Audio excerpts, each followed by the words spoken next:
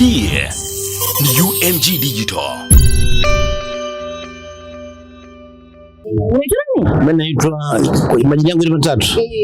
Mimi naitwa Staff Sergeant Osman Mapunda. Staff Sergeant. Mimi nataka kufahamu kwamba mwaka huu 29 Oktoba ni siku muhimu sana ya kupiga kura. Kwa upande wako imekaje?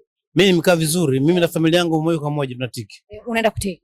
Kitambulisho cha kura unacho? Nacho. Umejiandikisha? Kila kitu. Umejiandikishia wapi? Gongo la Mboto. Gongo la Mboto. Sawa. Umuhimu ni nini wa kupiga kura? Kwanza umuhimu ni kumchagua kiongozi ambaye mimi namtaka. Kwa upande wako wewe umeshamjua? Sana. Umesikiliza sera na zimekupa? Sana. Hakuna mwingine, mmoja tu. Okay, ambaye wewe unaenda kumpigia. Okay, mimi nataka kufahamu ni mara ngapi utakuwa unashiriki kura? Mimi toka enzi ya Mwalimu Nyerere mimi napiga kura. Unapiga kura? Miaka zaidi ya 20 na kutoka 75. Una uzoefu. Uzoefu. Okay, unamwambia nini kijana ambaye ni mara yake ya kwanza mwaka huu anaenda kushiriki kupiga kura? Vijana au kijana namwambia kwamba wachague wanayomtaka wao. Lakini kwanza chague amani kwanza. Amani kwanza ni muhimu, alafu achagulie mtu unayemtaka yeye. Cha muhimu ni kutunza amani. Yes. Alafu baada ya hapo ukachagua unayemtaka. Ndio. Umuhimu haswa wa wewe kwenda kuchagua ni upi? Umuhimu wa kuchagua ni kumtaka kiongozi bora. Kuna watu wanasema tujipange tuandamane. Wewe ukiwa kama muasisi tangu enzi za Nyerere. Hiyo alipo. Unalisemaje? Hakuna maandamano. Hamna maandamano kwa sababu hicho anachokitaka mimi nimekifanya. Nimepigana vita. Kwa hiyo madhara ya maandamano najua. Mwaka gani umepigana vita? Mimi nimepigana vita nyingi. Tumeenda Komoro, Idi Amin, Msumbiji. Vyote nimeattend. Vyote umepenya. Na zote nimepenya. Upo mpaka leo. Mpaka leo nipo. 71 hii. Hongera kwanza kwa hilo. Sasa mimi nataka madhara yake ni nini wewe ambaye kidogo umeexperience umepita huko? Madhara, matatizo haya maandamano hayo, kwanza wataleta rabsha kwanza, wengine wezi. Wataiba vifaa vya watu, nyumba za watu, alafu na kazi yote yafanyika. Si sawa. Kwa hii miaka ambayo wewe umeshiriki vita, hebu wasimulie Watanzania kidogo madhara ya vita huko ulikoenda na uliwezaje kupenya? Madhara ya vita ni nyingi sana. Kwanza unakuwa hauna familia kwa sababu utakimbia kivyako. Mfano mzuri mabomu ya Mbagala yana Gongo la Mboto. Watu walikimbia hawajielewi na kwenda wapi. Na ile mabomu yakupigwa na mtu yote yule. Jipiga yenyewe. Jipiga yenyewe. Sasa je, ukilengwa kwamba wamedhamiria. Wamedhamiria sasa inakuwa kwaje? Anayeumia ni watoto, mbaya ni familia yetu na sisi wazee. Naumia sana. Kwa hiyo na vijana wenyewe kwa sababu wengine hawana pesa.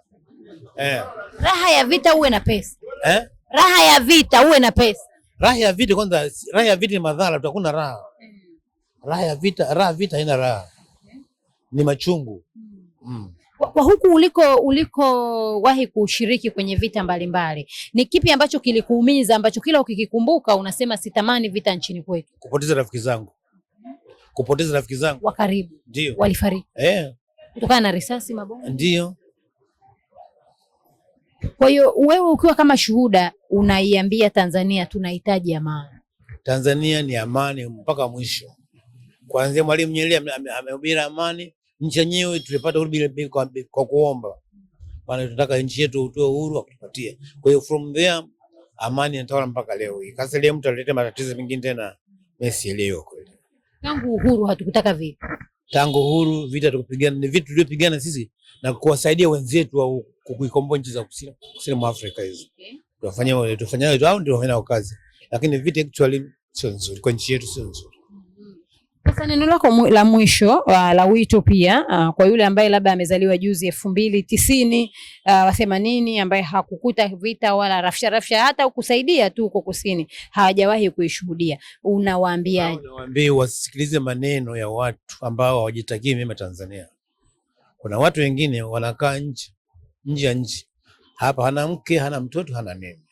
Yeye yupo kule anaagiza tu kutufanya maandamano. Yeye yuko wapi katio? Kwanza kama nataka maandamano tumuone yeye kiongozi amekaa front kwamba yeye ndiye anayeongoza yale maandamano yale, sawa. Lakini sio unakaa kwenye mitandao una convince watu wafanye vitu ambavyo havieleweki Tanzania, sio. Wewe umeshiriki. Wewe umeshiriki vita, umeona madhara. Umeshiriki vita sasa hivi ni mwaka 71, kwa hiyo nimeshiriki vita, nimeona. Vita sio nzuri. Sasa mimi ninachotaka ni neno lako moja kwa yule ambaye unaenda kumgombea, endapo akipata hiyo nafasi, unatamani afanye nini? Labda eti yule ambaye unaenda kumchagua sasa, mgombea wako, endapo akipita sasa, ni nini ambacho unamuomba akifanye kwa ajili ya Tanzania? Aongeze bidii ya maendeleo ambayo yapo sasa hivi Tanzania. Aongeze bidii pale alipoishia pale amalizie. Mpaka miaka 30 ndani tutakuwa. Kwanza wanasema Tanzania hatuna maendeleo. Wewe unauliza kama anafananisha na nchi gani? Sisi tunafananisha na nchi gani kwamba sisi yetu haina maendeleo? Ni nchi gani? Ni malalamiko ya ovyo sana.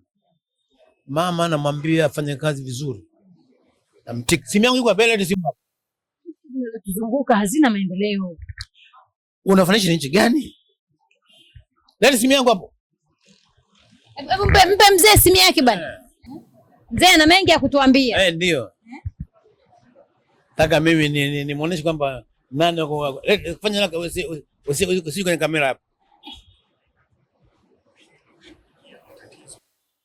Mzee katupa siri. Huyu wa mtu wangu mimi. Mgombea urais kupitia Chama cha Mapinduzi. Mtu wangu mimi hapo. Mtu wako. Mtu mwingine siniambie chochote kile.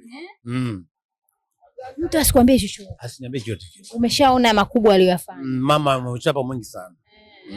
Basi mzee, mimi nashukuru sana. Asante sana, nashukuru sana. UNG Digital, kasi na ubora.